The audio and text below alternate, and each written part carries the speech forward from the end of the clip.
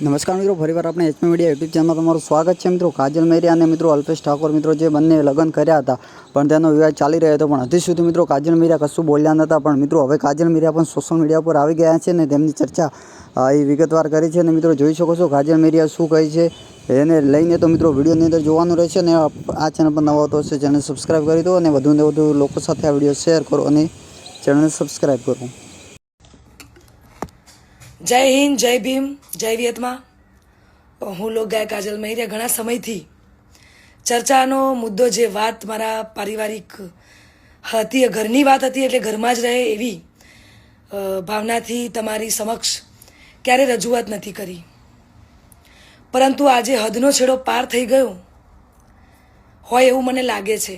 આજે વિડીયોના માધ્યમથી જણાવું છું કે ગત તારીખ 10/10/2025ના રોજ મેં મારી મરજીથી અને પૂરી સ્વભાન અવસ્થામાં ભારતીય સંવિધાનના નિયમો અનુસાર ભારતના સ્વતંત્ર નાગરિકતાના નિયમ મુજબ પુખ્ત વયે મેં મારી મરજીથી અલ્પેશ જોડે લગ્ન કર્યા છે.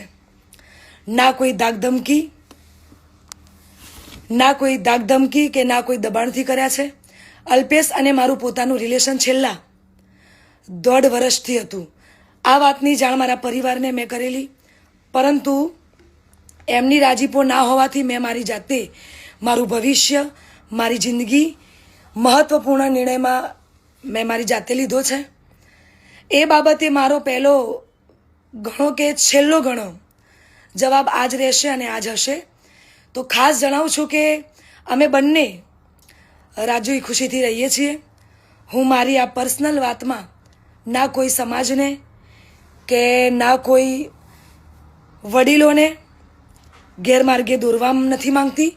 એટલે હું સનાતન ધર્મમાં માનું છું અને સનાતન ધર્મ પ્રેમી જનતા પાસે સાથ અને સહકાર માગું છું. અને ખાસ એ વાત કે હું ધર્મ પરિવર્તન કરવા નહોતી માંગતી, એટલા માટે અત્યાર સુધી હું ચૂપ હતી.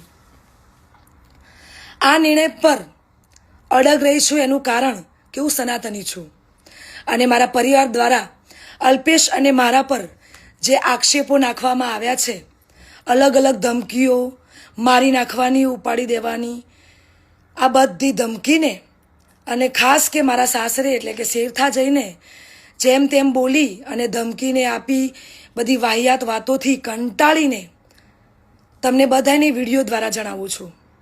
અને આજ પછી આવી કોઈ પણ ફાલતુ વાતોનો મારે જવાબ આપવો પડે એવું હું જરૂરી નથી માનતી. તો પ્લીઝ આજ સુધી મેં લોકોનું અને મારા પરિવારનું જ વિચાર્યું છે, પણ હવે હું મારું વિચારીશ. આ ઉપરાંત કોઈ પણ ખરાબ કોમેન્ટ કે હેરાનગતિ પહોંચાડશે તો ભારતીય ન્યાયતંત્રની મદદથી કાયદેસરની કાર્યવાહી કરવામાં આવશે. જય હિન્દ, જય ભીમ, જય વિયતમાં.